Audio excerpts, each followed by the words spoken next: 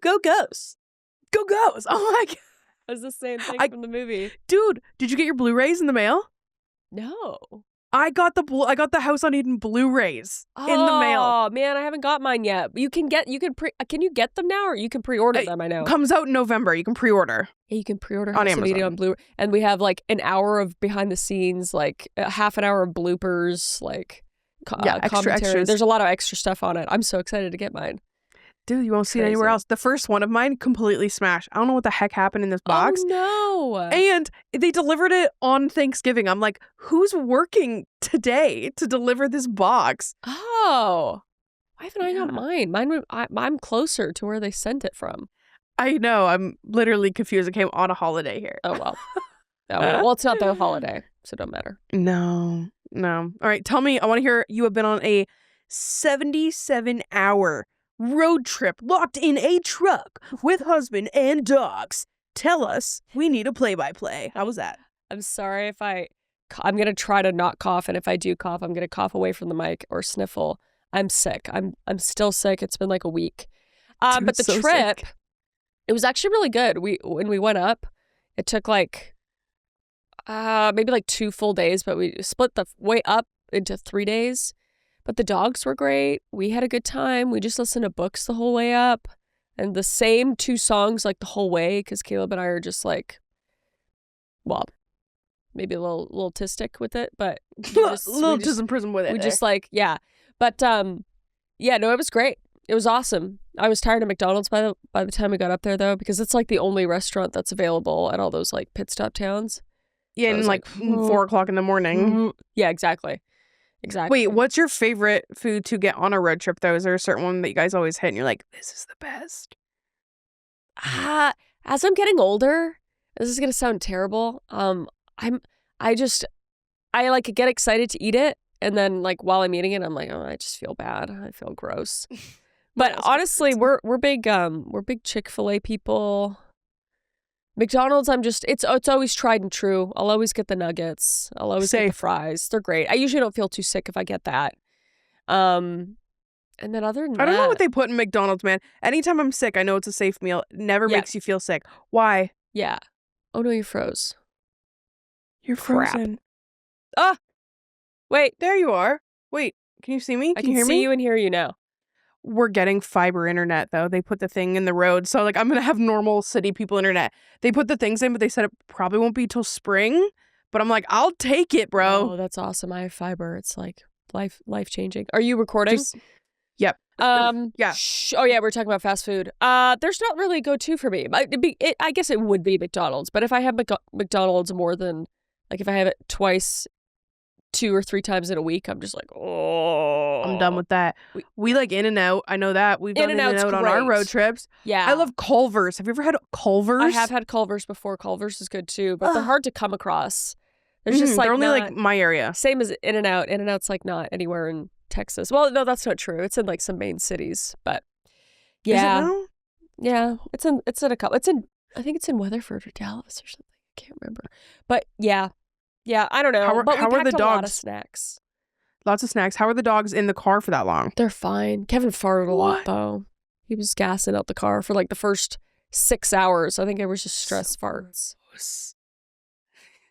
But he was with Mom. You guys don't know this about Kevin, but Kevin is, they probably do know this, you probably say, obsessed with Chris. And when he's not with Chris, he is so sad. He just has not social anxiety. He has, separation anxiety. From Mama. Horrible separation. But you know what? He's actually not too bad. If he's with a person or some dogs, he's okay. He just hates being alone. Oh, okay. Yeah, well, I feel like that's like commonplace for a dog. Yeah.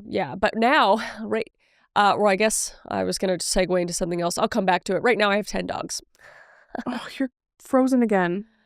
Oh, no, she froze again. Oh. Crap. All right, so you're about to tell a story about dogs. Oh, yeah, I have 10 dogs right now. Why do you have 10 dogs? I have 10 dogs right now. Debbie's in the room with me. Debbie! She's in the room with me. She's chewing on something.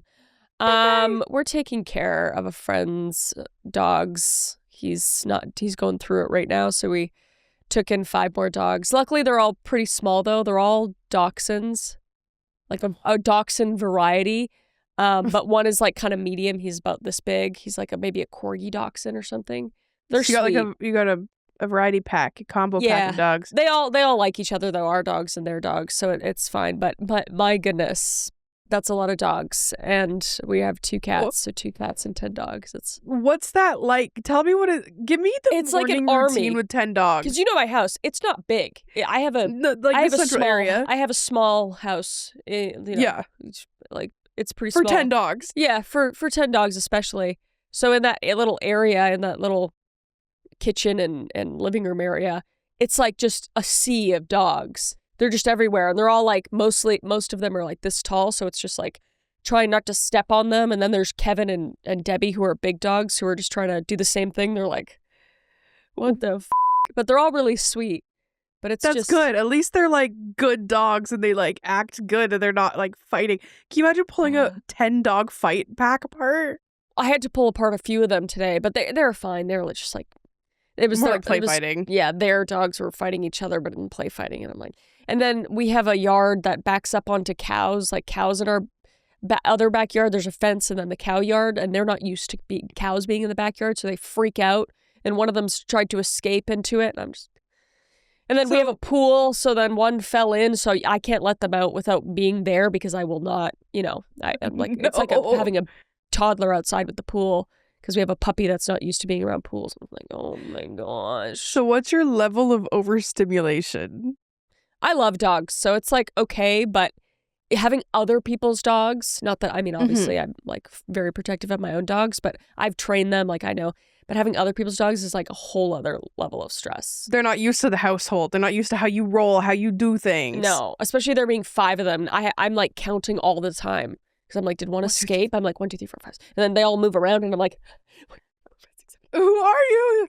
Roll call, everyone get in a line. Yeah, for real. And there's been like several occasions where I'm like, okay, let's come inside, let's go to bed. And then there's one missing, and I'm like, and then I have to go back outside. Are you okay? Yeah. Where are you? Yeah. I think I get used to it. It's only been 4 days now. 5 Should days. you get used to it, though? That's a lot of... I feel like I wouldn't be able to give enough of myself to 10 freaking dogs. That's the thing, too, is they all love attention, except for Frankie. Frankie's kind of an independent queen, but they all, like, need to be pets. So what I do is I go out with them, and then I pick up one, and I give him a little bit of love for a couple minutes, and then I put that one down, I pick up the next one, I do it, and then I get Kevin, and I don't pick him up because he's too big, but I'll have him on my lap, and I pet him, and I do the rounds because I feel bad. I'm like, I have to love on all these dogs. And then they're fine. They're pack animals, so they really like being with each other. So no, that's good. And they just run and have fun in their backyard. Yeah, and... they're having the time of their lives. Doggy daycare all the time. Yes. Yeah, it's literally a doggy daycare. But it's fine. I don't know how long I'll have them though, so I might just have 10 dogs now. I don't really know. I know when you told me that the 10 dog thing, I like snapped you. I'm like, I'll take one. If you want, I'll take one. Yeah, they're really cute. There's like 2 dachshund puppies. One's like a marbled one, and one's like a just pure red. She's so cute. Yeah, they're cute. It's one of my favorite breeds. One of my favorite breeds ever. They're just so cute. And I love Ruby. Yeah, Ruby, he's still my favorite dachshund because he's. How does he feel being around a bunch of other ones? Oh, he loves it. He's such a long dogs it's like everywhere. It's like they know. They have that little dachshund thing. They're just like, we're all long. We're all long, guys. Yeah, we're all long dogs, disproportionate dogs. If you were to line up all the dachshunds, how long would they be? How many feet? Pretty long. I'd say like they're all, the puppies are about this long. The longest one's about this long because it's like a corgi dachshund. Probably about like 7 feet, maybe. That's a lot. That's a lot of dog. It's a lot of dog. It's a lot of dog, but anyway, we have a lot of dogs. But let's go back to my original thing. The trip was really good. It was really nice to be home. I have not been home in over a year, which is so hard for me because I'm so close to my family. And they did come down for the wedding, but I saw them for like 2 minutes during the wedding, and that's it. They had to go home right away. So I literally we were all setting up and stuff. Yeah, in like a year basically. So that was really nice. And Caleb's never been out of the country. So what did he think of Canada? He loved it. He thought it was great. It's not too different than Appalachia because he's from Virginia. Yeah. So there's like rolling mountains and beautiful, and it's really nice there. But he's like, oh, it's really like closed in here. It's almost like claustrophobic because we live in like the mountains up there. And you're in the trees. And the trees are so tall. Like even in Virginia, they're not that tall, but the pine trees just go on forever. And I'm like, it is kind of like even on a sunny day, it's like it feels kinda overcast and shady. And I love Canada. Don't get me wrong. It'll always be like home to me. But there is something about the sun that has definitely helped my mood. Like being down here. You got that D inside you. You do. I do. I have the D all up in me. And it's great. It's fabulous.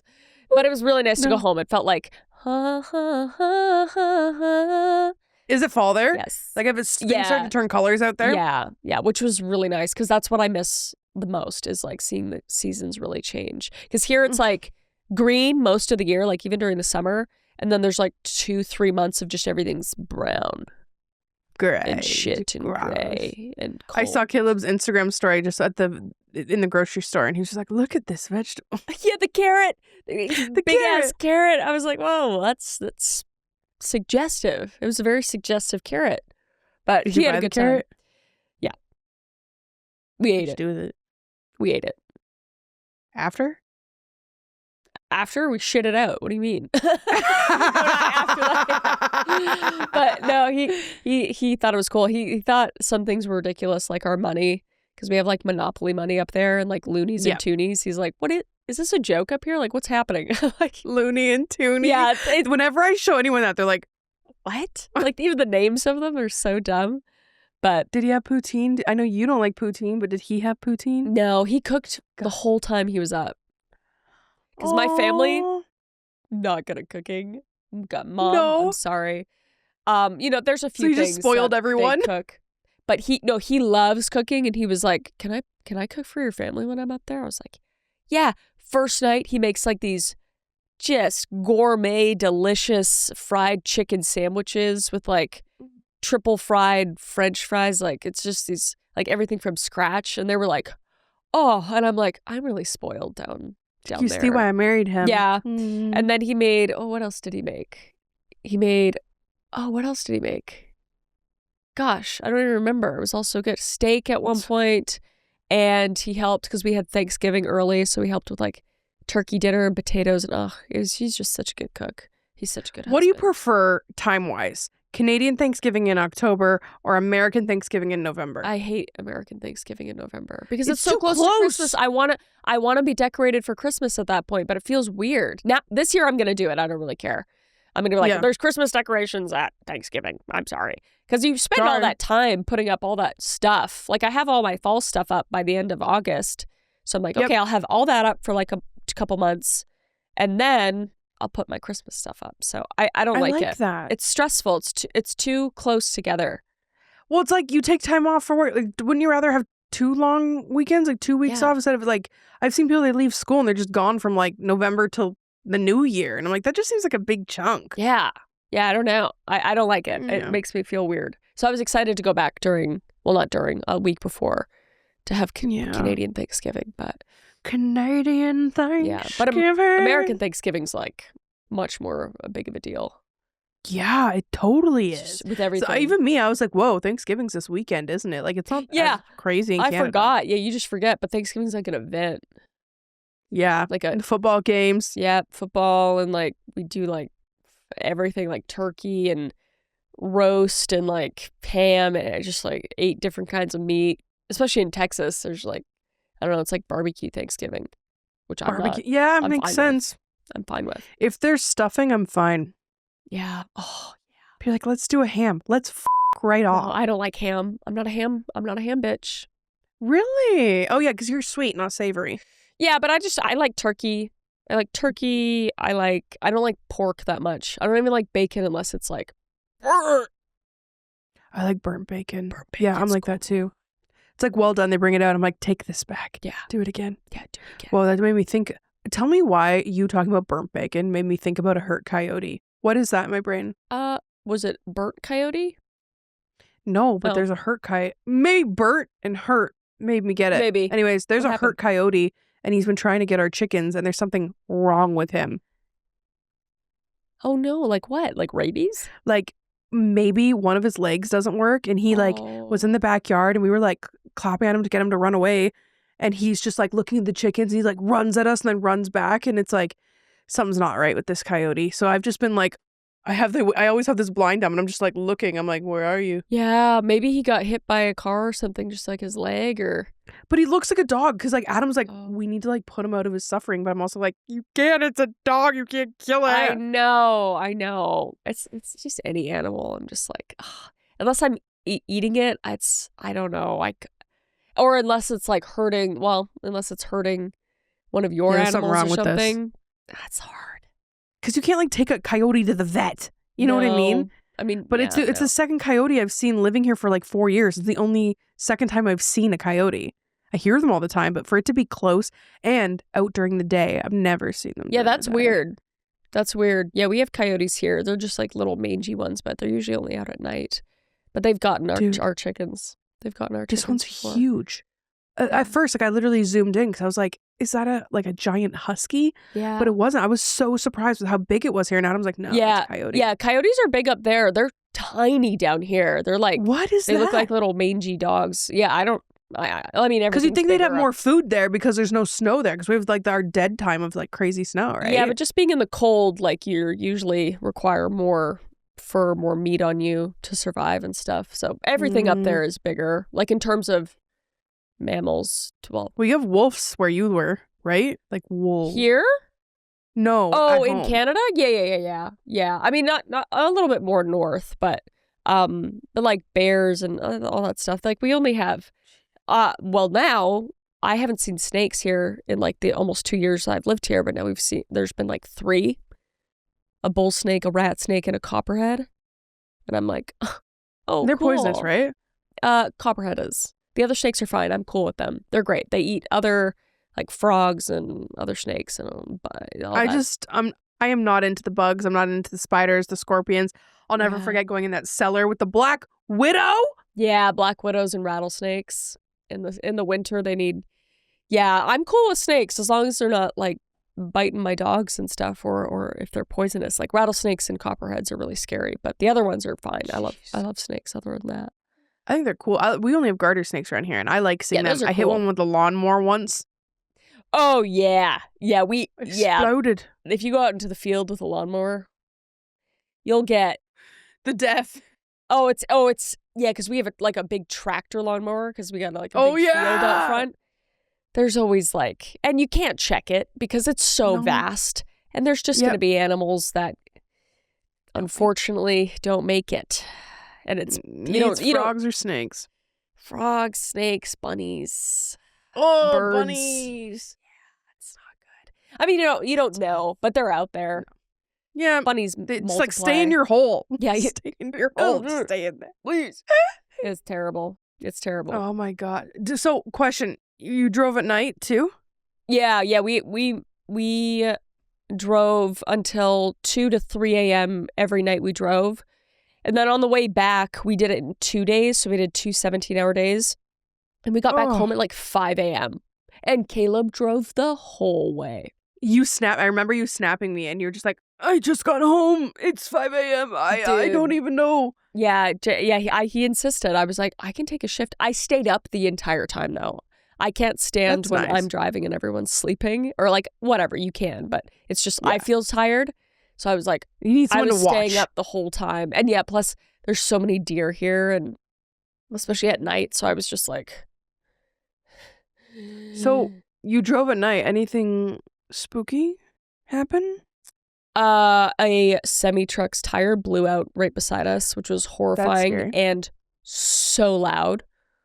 Ooh, like a pop, like a big pop, or yeah, like a giant pop, like it sounded like a giant semi-tire blew up, and then it flew over our car and stuff. And I was like, I thought it was gonna like fall over, but they have a lot of tires, so it was fine. It's crazy how you can. I used to work at a factory, and there was a woman who a tire did that, and it came right in her front window and just killed her. Yeah, that stuff scares me. It's like one of my biggest fears, and it happened, and it was like an hour away from home. Like I was like, oh my god, it was crazy. But in terms of scary stuff, no hitchhikers, no demons, no ghosts on the side of the road. No, we had a pretty good time. Even the hotels we stayed at, we just stayed in like the like cheap motels, whatever. I had to check for like bed bugs and stuff because we'd just go. We didn't make a plan. We were just going. No, yeah. And by the time we were like starting to get tired, we are like, let's just stop. And even the dingy hotels we stayed at, it was pretty good. But plus, we had, I don't know. Whenever I have Kevin with me, I'm just like, and my husband, you feel good. I'm just like, I'm not scared. When I'm alone, I'm just like, oh my god, what is this? What's happening with them? I'm just what is this? I'm just a girl. I'm just a lady. I don't know. I don't need to do anything. No, it's fine. It was good. Sorry, I don't really have any scary tea. You know, that's fine because I didn't know if you had any scary experiences. Yeah. So I got us a little bit ready if you did. I found us some. We got to satisfy these people's road trip horror needs. Yeah. We need to give it to them. Yes. So we have different stories that we're going to do here. And the first one is interesting. Came in to our Can't Sleep Instagram page, okay? And this is the Big Rig horror story, all right? Okay. So it starts off, hey ladies, not the type to write into shows, but I've been listening to you and Chris on long hauls. And last week you said, if you've got a ghost story, tell me. So I'm telling you. Everyone calls me Big Dan. I'm 6'4", built like a fridge, and I've been driving transport since I turned 21. I don't scare easily, but I won't take mile 37 after dark anymore. I will detour an hour around it, waste fuel, take a hit on my schedule, whatever it costs. I'll pay it. I have seen something there twice that has made me feel like a kid stuck on a nightmare he can't wake up from. Oh, God.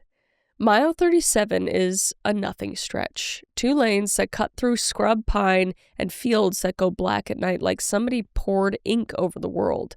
No houses, no gas, no billboards, just a cracked shoulder and ditches that swallow light. Is this like Stephen King? Did he write this? Sounds like it. Okay. The kind of place your radio starts hissing for no reason and your GPS acts like it forgot who you are. The first time it happened, it was late October. I had a reefer full of produce, and one of those dispatchers who thinks if a guy isn't texting every hour, he must be asleep at the wheel. I was on my 3rd cup of coffee and the road was empty except for the ghost of my headlights skimming the reflectors. I remember thinking the air looked wet, like the dark had depth to it. About half a mile before the mile 37 marker, my high beams caught something in the road. At first, I thought it was a deer. You see a lot of them standing on the sideways like they forgot how to be animals. But this wasn't a deer. It was people. 3 of them, maybe 4. It's hard to count when your heart has crawled into your throat. They were lined up just past the center line, shoulder to shoulder, like they were blocking me. No reflective gear, no flashlights, just silhouettes. And the weirdest thing is that they were all standing at the same angle, like a diagram. Like if you put a ruler along their shoulders, it would make a straight line. I laid on my horn and downshifted so hard that my engine barked. They didn't move. What?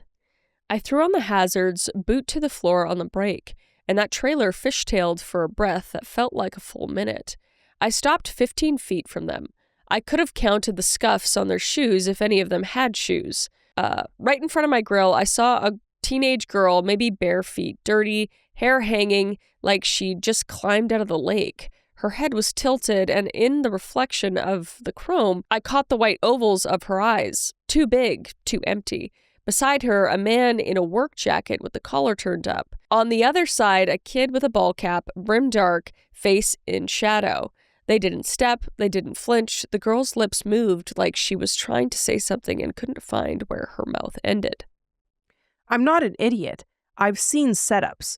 You stop for weirdness on an empty road and suddenly you're lighter on your wallet and heavier on bruises. Nobody moved. Nobody flanked me. The ditch grass was still.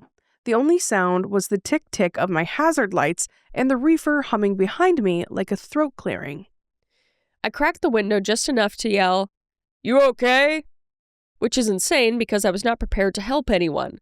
The girl's lips kept moving, and I swear to you, Selena, the way her jaw worked looked wrong. Like it was moving on hinges that were in the wrong place. The guy in the jacket turned his head. The motion jerked like a skip in a video, and then everything went dead. My dash went black. The reefer cut out. The radio cut in with a blast of static that sounded like screaming played backwards. and it pushed me from scared to panicked. I lifted my foot off the brake without meaning to, clutch pawing for a gear that wouldn't catch, and the truck rolled forward an inch. That's when they were gone. Not stepped aside, not ran, gone, like I blinked them out. My headlights hit empty asphalt and a shredded raccoon that hadn't been there before. I sat there shaking so hard that my teeth hurt. When the dash came back, I took a breath that tasted like copper and prayer, eased into a first, and ran and stretched as fast as a man can run without looking like he's running. Sorry. She's sick, babes. I'm sick. I told myself I'd be awake too long. You can make yourself see things when the whole cab is a humming sleep machine and the road is a metronome. I got to the next truck stop and washed my face in a sink that smelled like pennies and bleach, and I stared at my reflection and told him he'd imagined it. It almost worked. I didn't tell dispatch. I didn't tell my wife. I didn't tell anyone because I wanted it to fade like a bad dream fades. A month later, I had a load of dry goods, paper towels and cereal boxes, a trailer full of the most boring stuff you can imagine. It was the first snow of the year, the kind that just dusts the road and makes you think you're inside a snow globe. I could have taken the bypass. I didn't. I told myself it would be fine because it was earlier, dusk. The world hadn't closed yet. Half a mile out, my CB crackled. I kept it mostly for nostalgia and emergencies. A voice came through that sounded like it was talking underwater. Not words, at first, just rhythm. Then I heard it. A soft, thin, don't. I stared at the mic like it could answer a question I wasn't going to ask. The voice became more urgent. Don't. Don't stop. I looked down at the channel. It was on 19 standard. I pressed the talk and said, "You breaking up, driver?" No one answered. The snow ticked against the windshield like fingertips. Then the mile marker flashed by, and there they were. Same place, same line. The girl, the man in the work jacket, and the kid with the ball cap. But now I could see more. There was a fourth thing, farther back, taller than the others by half a head. It stood in the ditch at the angle that made it look like it was leaning into the dark. I couldn't make the details out, but I could feel it. You ever feel a presence through glass, through steel, through the part of your brain that tells you which way the fire is?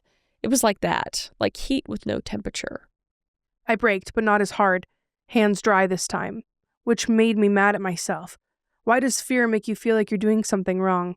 I thought about gunning it and letting physics and my insurance work it out, but there's a rule among drivers. You don't hit people.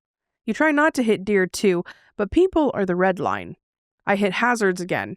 The CB hissed. Don't, it said. But this time I could hear the shape of the words. A girl's voice. No older than 15. I like how that's just a rule among drivers. Don't hit people. You're not supposed to hit people in general, I think. I think that's against the law. I think you should probably refrain from that. Yeah. Yeah. It's a code. It's a truck driver code. Code H. Thank code God. Anyway. Oh my God. All right. The barefoot girl stepped forward. One step. The work jacket man turned his head the way he did before. That broken film jerk. The kid in the hat lifted his hands, palms out. It should have been a relief. Finally, a normal human gesture. It wasn't. There was dirt under his fingernails and something white ground into the creases of his palms, like chalk or bone. I did something I didn't do the first time. I laid my hand on the air horn rope, but didn't pull. The rope felt warm. Everything felt wrong. My foot trembled on the brake. Then I saw the pickup. It was 10 seconds back, weaving slightly, headlights too bright, grill spitting snow out like confetti. If I hadn't have stopped, it would have blown past me. But I had stopped. And if it didn't see me in time, it was going to plow into my trailer and fold like a soda can. I hit the horn, full tilt. The sound punched up the night and threw birds out of the pines like a blanket shaking off crumbs. The pickup jerked, tires screaming, and slewed across the center line where the figures were standing. Ladies, I watched the truck pass straight through them.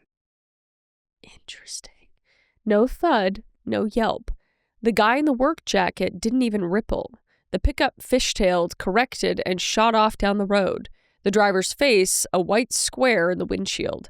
I sat in a bubble of noise I sat in a bubble of noise, my horn, the reefer, my breathing, and the figures didn't move. The fourth thing in the ditch tilted, and I had the horrible certainty it was looking up into my cab. The CB crackled. "Don't stop," the girl said again, and this time I knew the voice wasn't coming from the radio. I took my foot off the brake. My big rig rolled forward. The girl stepped backward, without walking. Space rearranged around her like she had never occupied it. I passed them at 5 miles an hour and stared into the space where they were. The smell came through the vents then. Wet riverbed, burned plastic, and something sweeter underneath, like spilled wine that had turned. I didn't breathe for 20 seconds. When I did, the air tasted like pennies again. Blood. Blood. Blood. I made it to the next stop and sat there with my hands on the wheel for so long my knuckles went numb. I Googled mile 37 accident. You know what came up? A newspaper article from 6 years ago about a family sedan that slammed into a stopped work truck at dusk in light snow. The work truck driver had pulled across the lane to check a loose strap, parked at a bad angle with no flashes. And by the time anyone saw him, it was too late. The sedan had a father, a teen son, a girl who was 15, and a girl who was 15. The father died at the scene, the boy died 2 days later at the hospital, but the girl survived. She called 911. According to the article, she kept repeating, "We shouldn't have stopped." The work truck driver walked away. He said he'd been waving them around. He said they never braked. There was a photo. The ditch was visible in the background. The caption mentioned a fourth passenger who was uninjured, a new boyfriend to the mom, who left the scene before the police arrived. Later claiming confusion, shock, he refused to testify.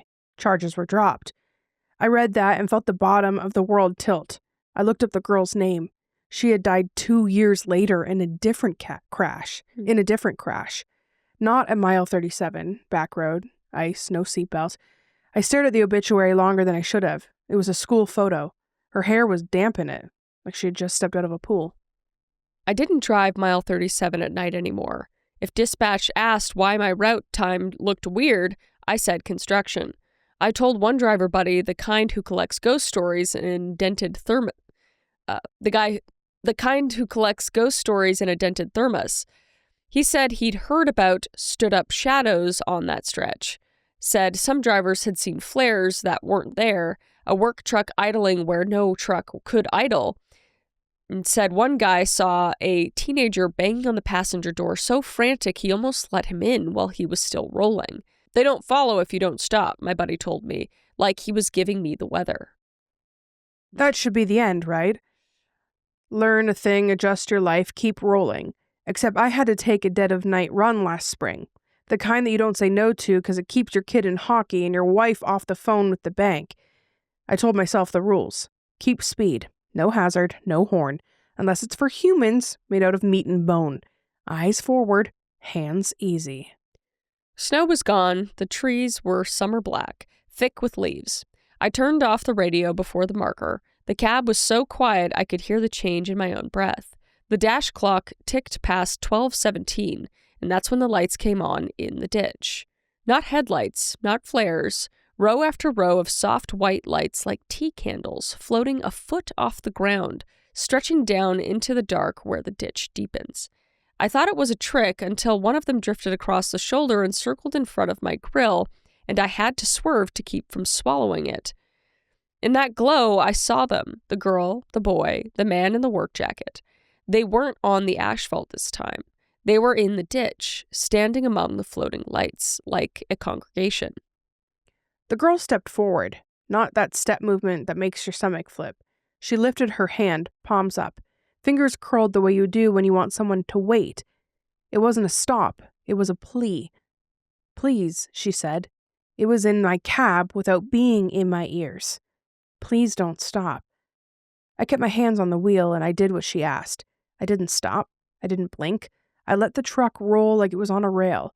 As I drew even, the fourth shape unfolded from the dark. A tall, too tall, limbs long, joints not where joints belong. It stood behind them like a shadow cast by something with teeth. Its head tipped, I felt the same way you do when you realize that you've been staring at a photograph, that there's a face in the window that you didn't see at first. Don't stop, the girl said again, louder. The light rose a little, like breath being held. The tall shape tilted as if it meant to step into the road, into me, into the space where I live. I pressed the accelerator a hair, not a panic move, just enough to tell the truck we were choosing forward. The reefer hummed like a prayer. The tea lights drifted aside, making a path I didn't know how to deserve. The shape leaned. The boy lifted his hands. The man turned his head in that broken film way, and for the first time, I saw his face. He wasn't the work truck driver. He was the father. I passed the marker. The lights dimmed like embers and then were gone.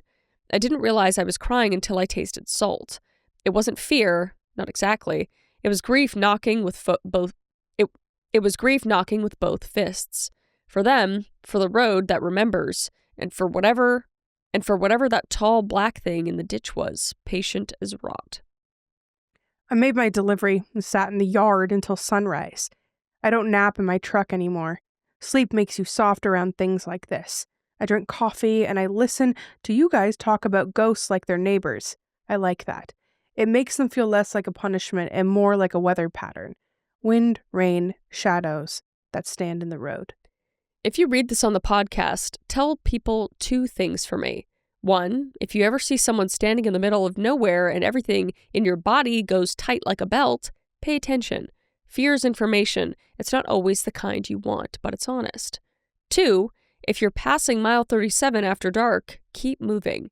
Not because they'll hurt you if you stop, because something else might. And because sometimes the only thing the dead want is for you not to join them. I still won't take that stretch at night. I still detour. Cost me time, cost me fuel, saves me pieces of my soul. Maybe that sounds dramatic from a big guy like me, but I'm not the same man who thought he was too heavy to be moved by the invisible. I'm heavy, and I was moved. I hope that girl found a road that she can walk that doesn't double back over itself forever. I hope the boy found a place where his hands aren't always up, and I hope the father has stopped turning his head. And I hope that the tall thing gets bored and wanders into a cornfield and stays there until the corn grows old around it. Anyway, that's my story. Use it if you want it. If anyone listens and thinks I'm lying or stupid, that's fine. I'll be over here taking the long way around, looking at every ditch like it could light up, and not stopping for anything that speaks without sound. Big Dan. Big Dan, I love that story. That's crazy. I really do. You should write books. Are you? Yeah. What? It feels like that was a book. That was crazy. Dude, the way he described things, like the first time I read it through, I was like, because I skimmed it. I didn't want to get too deep. I was like, I'm like, you're painting such a picture. Yeah, I love it. The freaking birds leaving the trees, like when you try to make a blanket clean with like crumbs. Collecting ghost stories in a dented thermos. I'm like, yeah, what?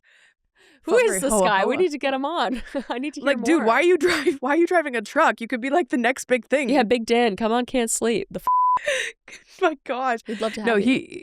I love this story. And you know what I took from it is that it seems like the big black thing, the thing that was hiding, like manipulates people to stop there to like collect souls. Like, oh, for sure. Yeah, like that has to be what that is. Yeah, it's very, very eerie and creepy. And like the ghosts are saying like, don't stop. God, come on. I don't think I could live my life if I saw that. No. I don't know. No. That's crazy. Mm-mm. I've done a lot of road trips. I haven't had a lot of spooky experiences. I haven't. I had that hitchhiker girl I picked up when I was working in the factory in my early 20s. I actually was probably only 19. That's 20. very But creepy. Like that's my scary road story. Other than that, I've not. But growing up, okay, I have a weird question for you. Yeah. And I don't know if this is just my family. But my mom on road trips would always say, look at the forest because we're looking for dead people. Yeah, my mom. Did you guys my do mom that? did the same. Yeah, she's a true crime. What bitch. is that? Yeah, and I still do it. I said it during our road trip. I was like, how many bodies could be out there? Because we're like going through the Badlands of Colorado. There's nothing for thousands of, or like hundreds of miles in Wyoming. There's nothing. I'm just like, you could just put somebody in there and just nobody would ever know. Immediately. It's all I think of. Yeah, especially doing all these like true crime videos all the time. It's like hard not to think about. Yeah, but my mom was always just You know like, when people get away with it. yeah. Probably more than not, honestly. Like, there's so many people that just, like, disappear. There's a lot of people that are missing and most likely dead. Which is crazy. So which is sad. Yeah, it's crazy. And like Appalachians. I don't know. Dude, I was just talking about that in the video I was doing before this. I'm like, I've driven through there, man. And I didn't even know the stories of the Appalachian. And I have been at like 4 a.m. Pennsylvania in the hills to get out to go pee on the side of the road at 4 a.m. And like everyone's like, are you crazy? Yeah. You shouldn't even be driving. Yeah. Oh my gosh. Yeah, we're working on a project right now, Caleb and I, that I won't give too much away, but it involves Appalachia and something. But yeah, it'll be really cool. But yeah, it's very scary. Tell me about it. I'm excited. After tell me later. I'm excited. But guys, highways lead to spooky places. So I have a fun game here that we're going to play, and it is called Exit or Ignore It. These are spooky highway stops. Okay. Some of these, if I think, yeah, you're going to know what some of these are. So am I. But you're going to choose if you are going to go check it out because we're weirdos, or if you're just going to skip that one. Okay. So first up, we have the Clown Motel in Tonopah, Nevada. It is a desert motel filled with thousands of clown dolls sitting, and they just steps from a historic cemetery. Guests say that they hear giggling in the halls and that dolls move positions overnight. Exit and go see it, or ignore it. I'd go see it. And I don't like balloons. If there's balloons, so no. No, I've seen it. There aren't, but it's like such a rundown looking hotel too. And then it has a cemetery that just has like really scary people across it. But I'm like, sounds horrible and horrifying, but I'd still stop. I'm not going. Okay. Next is The Thing in Benson, Arizona. For hundreds of miles, bright yellow billboards asks, "What's the thing?" When you finally stop, you will find a strange roadside museum with mummies, alien dioramas, and one very mysterious thing in the glass case. Exit or ignore it. I have to see it. What the I do have too. To see it. What is it? I need to know. Also, The Thing is one of my favorite horror movies. So that's amazing. No, I'd have to stop. Okay. Next one is The Mystery Spot in St. Ignace, Michigan. Okay. It is a roadside shack where gravity seems to lose its mind. Balls roll uphill, people lean at impossible angles, and even compasses spin. Some claim the area scrambles your balance because of magnetic anomaly. So you're saying I could be Michael Jackson and I could do that Apparently. lean? That forward lean that he does? Yeah, I'm stopping. So that's near, so there's something, it's interesting that's there because there's one that's like an hour from my house where it's a road and you feel like you're like this and you put your car in neutral and it will roll up. Like it won't roll down the hill, it'll roll. Yeah, apparently it's like visuals. I don't know how it works. I've never gone, but I probably should. I'd stop. I'm shopping for all these things. Next, we have the Stanley Hotel. This is the hotel that inspired The Shining. Guests report piano music from empty rooms, ghostly laughter echoing through the halls, and the original owner wandering the lobby at night in a tuxedo. I'm going. Yeah, it's the one thing. Yeah, we haven't done that, so I feel like we'd have to. We need to go. We should. That's one I've always wanted to do. Yeah, The Shining's one of my other favorite horror movies. Yeah, I feel like we should do that. No, this is one that I really want to do. This is the Villisca Axe murder house. So in 1912, an entire family was yeeted in their beds, and now you can take tours or even stay overnight, where visitors say doors open, lamps swing, children's voices whisper, "Come play." Yeah, I would stay there for sure. Yeah, that case is very interesting. There's nobody ever got caught for that, right? They never figured it out. Yeah, that's right. Yeah. And all the mirrors were covered. Right. Yes. There were sheets over all the mirrors. Look at themselves. Yeah, I think it was the whole family and 2 neighbor kids, right? I don't remember. I haven't done a thing on it. I should do that. It's a good one. Now, this one might sound familiar to both of us. The Crescent Hotel in Eureka Springs. Once a luxury resort, then a hospital run by a fake doctor who promised to cure cancer with spring water, is now one of the most haunted hotels in America with over 400 reported ghost sightings. Oh, gee. Go back? Yeah, I'd be down. Honestly, the town was really nice. That's what I was going to say. I want to go back to the hotel town and was go nice, shopping. but honestly, the little town was really sweet and nice. I would just go back for that. The hotel was so weird. It's like on this mountain. It looks over this town. And you literally feel like you're in a movie. It's- Like it doesn't feel like... Yeah, it feels like a whole movie set. It's really... Yeah, I'd go back. I'd go back And there's for like sure. a bookstore. The art place was so cool. There was like Yes. That is immediately what I thought of. I was like, oh, I wanted to get some art from that place and I never got it. I feel like the tourism of the hotel is not enough to support that whole town. Like, how does that whole town survive? Like, it's so small, but it's such an artist thing. Like, there's just art houses everywhere. It's so cool. Yeah, it's very cool. I highly recommend if you're going through, where's it? Arkansas, yeah. Arkansas. Remember the drive there? Yes. Oh my gosh. Yeah, I thought BC oh my was bad. gosh. We went up one That hill was insane. with the minivan and it was like, wouldn't make it up. We didn't think he was going to make it. I remember that. It's crazy. Oh my gosh. Okay, now we have the Clown Museum. So inside of an old circus wagon factory, shelves of vintage clown costumes, cracked masks, and faded portraits watch from every wall. Visitors swear the air hums with quiet laughter when you're alone. I'm not going. I don't like clowns. That's fair. I don't either, but for some reason I need to see it. I have like just that thing that's like, you have to see it at least. Do you have to stay there or do we have to stay there? Yeah, you'd have to, spend a night. Spend a night? Oh. No, just investigate it maybe. I'd investigate it. I wouldn't sleep in there. All right. Last one. The Museum of Shadows. Over 3,000 haunted objects displayed in the dark, including dolls that move on their own, and a mirror that guests claim breathes. You even have to sign a waiver in case something follows you home. I'm not going. Like the Oculus? No, I'm good. I don't need anything following me home. Stay out of my body. I'm good. Yeah, it's the one I'm not going to do. I don't need any threats from a mirror. I don't need the Oculus, whatever it's called, mirror. Is that what the movie's called? Yeah. Oculus? Was that it? That was a good movie, though. It's a great movie. But, like, it had me tripped out. Yeah, I liked it a lot. Yeah.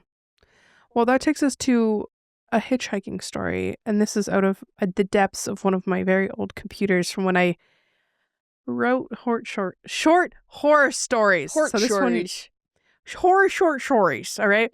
So this is She Never Made It Home. And this is a hitchhiking story. Lay down. I live in a house that doesn't belong to the living anymore.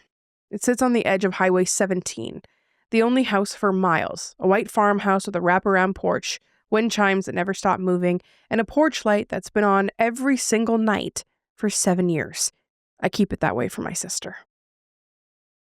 Sorry, I thought you were reading it. I was like, this is nice. I forgot. And also, Deborah just decided to have her anal glands explode all over my room. So did she farted or she literally shot glands? It's glands. It smells like glands, and she's licking her butt, and it smells horrible in here. So sorry. Do you ever squeeze them yourself? Like do the little squish? I have to Kevin in once upon a time, and I will never do it again.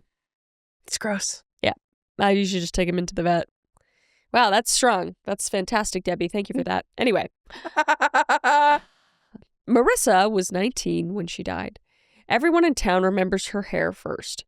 Bright red, like copper set on fire, and the small heart tattoo on her hand. The one we got together when Mom said we were too young for ink. She was stubborn, free, a little reckless. She loved living on the highway, and she loved the sound of the highway. Said it made her feel like the world was still moving, even when everything else stopped. That night, there'd been a party at the quarry. Cheap beer, bonfire, the smell of gasoline. I'd gone with her, but I'd left early after an argument with my boyfriend. I told her not to stay too long. I told her to find a ride with someone she knew. Those were the last words I said to her. She never came home. They found her body the next morning, half buried in the ditch less than a kilometer from the house, her hand sticking awkwardly out of her shitty, shallow grave. She'd been hitchhiking back when someone picked her up. The medical report said strangulation. The police said they were looking into it. The paper said tragedy. I remember the cop just staring at me, but all I could see was the porch light I'd forgotten to turn on. For months after the funeral, I couldn't step outside without feeling her. Not seeing her, not hearing her, feeling her. Like static in the air. Like the house was holding its breath. That first winter, I started hearing the knocks. Always the same, 3 soft taps on the door, sometime between 2 and 3 in the morning. At first, I thought it was wind rattling the frame. Then, one night, I stood by the door and waited. The moment the clock ticked past 2 a.m., the knocks came again. Slow, deliberate. Then I looked through the peephole. No one was there, but the porch light was flickering. After that, I couldn't sleep without it on. I left it burning every night, even during storms. The power bill doubled, then tripled. I didn't care. I told myself it was for safety, but deep down, I think I was afraid of what might happen if the light went out. Around that time, people started seeing her. It was Eddie Paul first, a man from town who worked the night shift at the mill. He said he saw a red-haired girl walking barefoot along the shoulder, wearing a thin summer dress in the dead of February. He slowed down to ask if she needed help, but when she turned her face toward his headlights, her eyes were black. He quit his job the next week. He was never the same after that. A few months later, a truck driver stopped at the sheriff's office, claiming he picked up a hitchhiker near mile marker 17. Red hair, small tattoo on her hand. He said, "She just lived down the road, the White House with the porch light." When they passed our house, he turned to ask if this was it. The passenger seat was empty, seatbelt still buckled, door closed. He swore he could smell her perfume. Word spreads fast in small towns. Soon, everyone had a story. A teenage couple parked near the tree line saw her walk past their car, barefoot, skin glowing under the moon. When the boy rolled the window down, she turned and said, "Almost home." Then she disappeared into the dark. Another man claimed he hit her, said she stepped into the road out of nowhere, right in front of his truck. He slammed the brakes, got out, heart racing, but there was no body, just a single bare footprint in the dust. They call this stretch of highway the Ghost Mile now. Truckers flash their brights and honk twice when they pass. Locals drive around it entirely after dark. And every few months, somebody new knocks on my door, trembling, saying they saw her. It's always the same description. The red hair, the heart tattoo, the bare feet, walking the shoulder, looking for home. I used to think these were just stories, guilt mixed with grief, the way small towns try to make meaning out of something that will never make sense. But then, one night last spring, I saw her myself. It was late. The highway was empty, silent but for the hum of my porch light and the whisper of wind in the cornfields.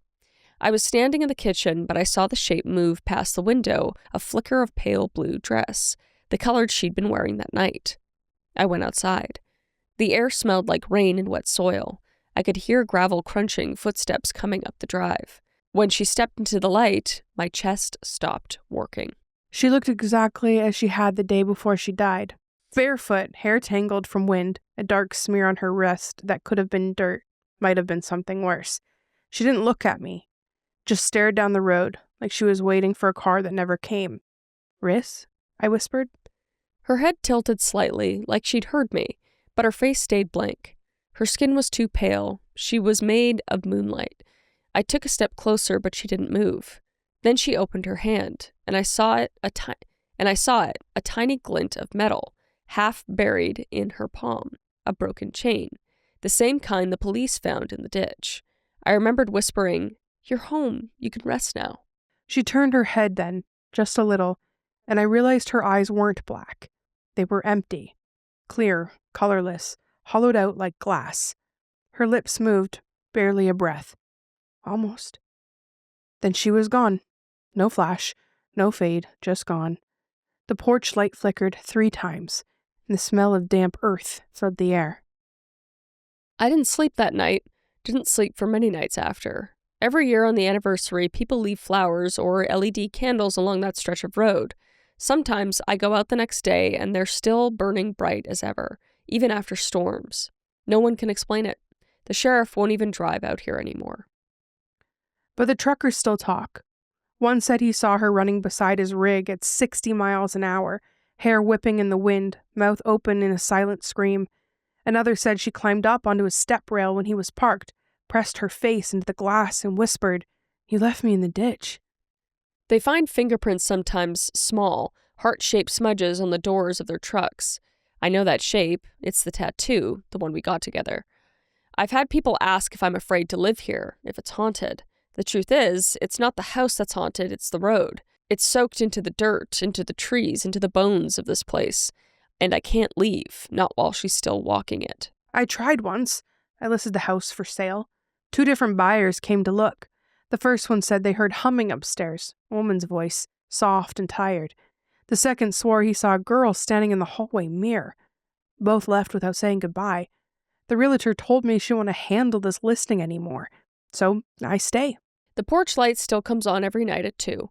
Sometimes I see her in the reflection of the window, not outside, but standing behind me, eyes fixed on the road.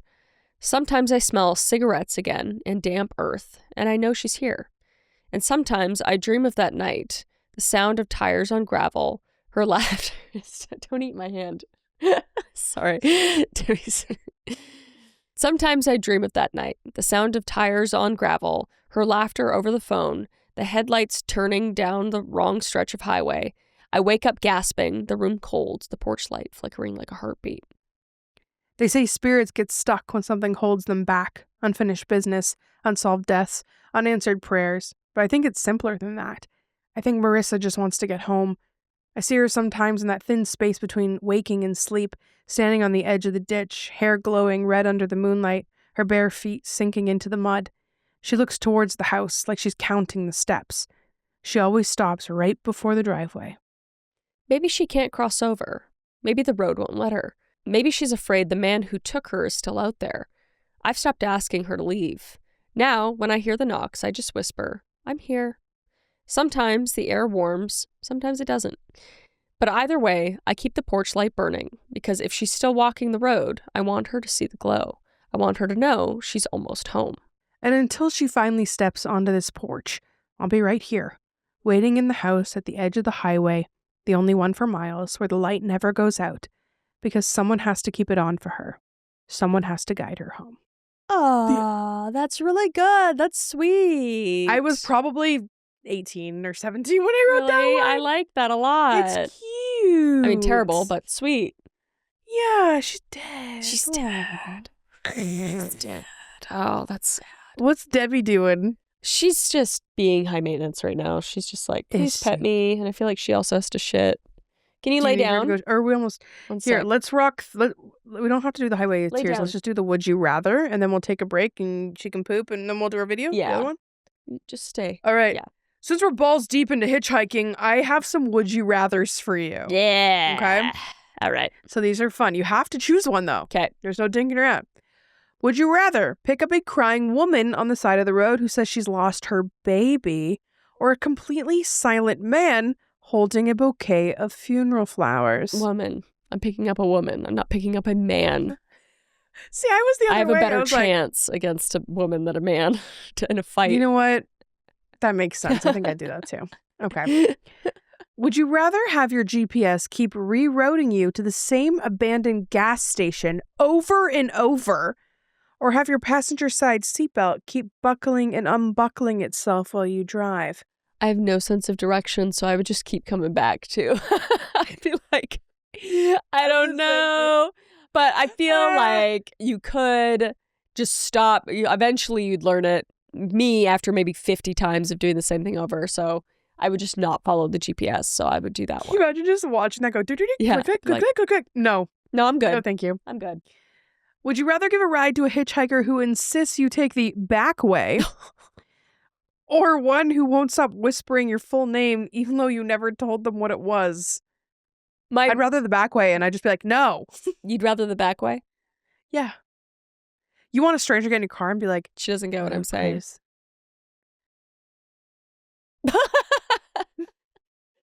I do now. Yeah, no. Really? Yeah. Oh my God. My number one motto on my You froze like true that. crime podcast thing is don't hitchhike. Oh no, she froze again. God damn it. There she is. Oh my gosh. Okay. Let's bang this out before this happens again. Drama. It's okay. What did we end on there? Oh yeah. The full name. Back Which one are you going to choose? Oh yeah, right. Back road? No. Shit. Full name thing isn't that bad, because I've had that before, because people know who we are. Yeah, I guess so. Yeah. Shit. I would say full name, because I'm not going down back roads. Okay. I don't know. Would you rather have your headlights flicker to reveal someone standing in the middle of the road every few minutes, or see a child's tricycle rolling along the shoulder with no child in sight? I could just kick a tricycle over. No big deal. Yeah. NBD, Bye. dude. NBD. Would you rather pick up a hitchhiker who looks exactly like you or one that claims they were just at your funeral? Ooh. I've always wanted to meet my doppelganger, but it's really, you shouldn't, if you actually see your real doppelganger, you're not supposed to hang out with it.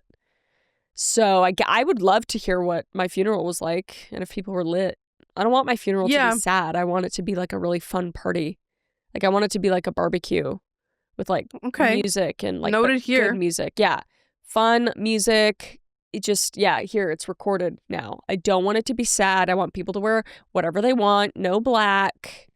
Or if you like black, wear it. Whatever makes you feel confident.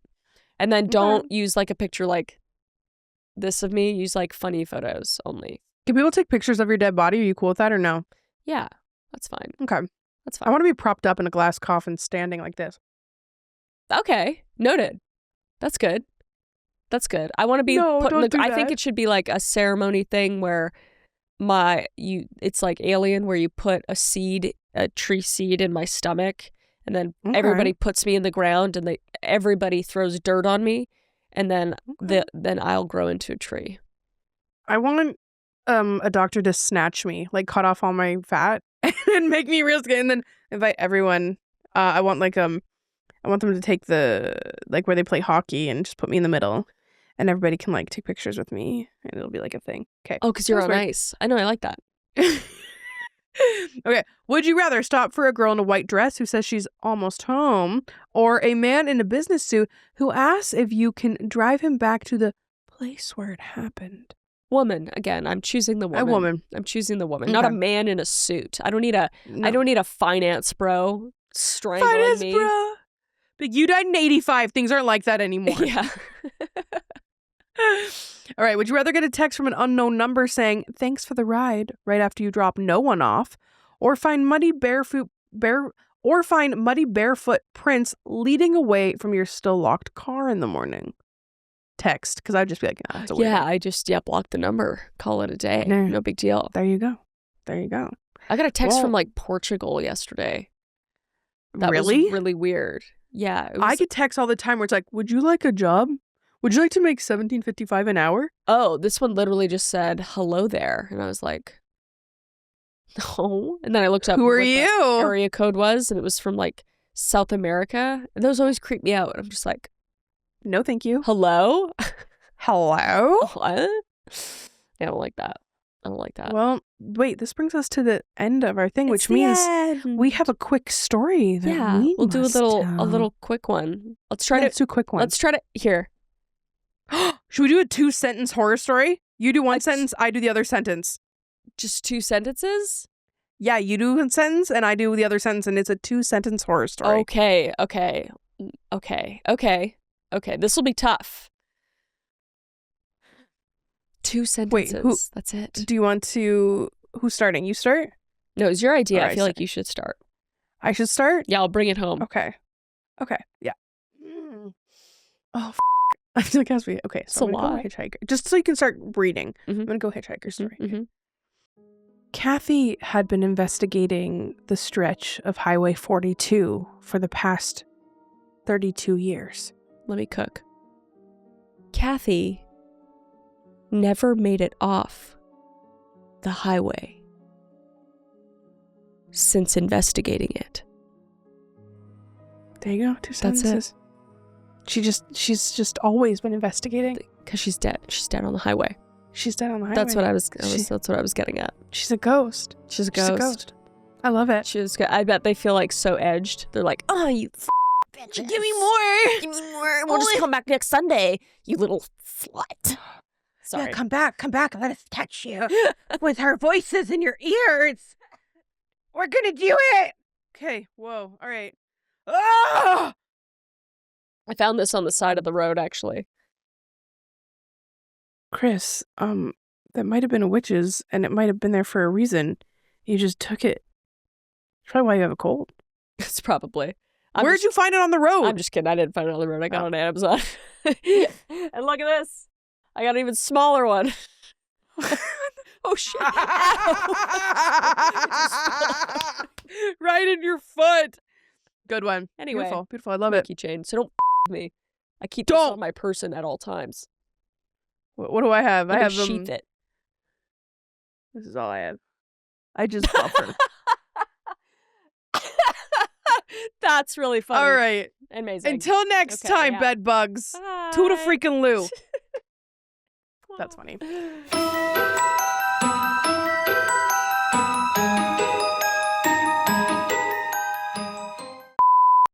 I lost you. There we go. Oh shit, mate. Yep. Maybe not. Are you there? Hello? You're still frozen for me. I don't even know if you can hear me. Hello from the outside. Hey Debbie. Hey Debbie baby. Oh.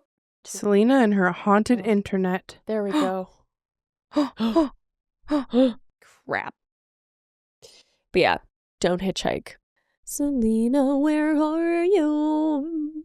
Selena, where are you? She's gone and she's frozen. Up. She's definitely gone and frozen. During this frozen moment, go get some Sour Boys at sour.gg. Excuse me. I'm sick. I'm really sick. I'm sick. Damn, I ate all of them. Stew, up, do, up, shoo, up, do, up.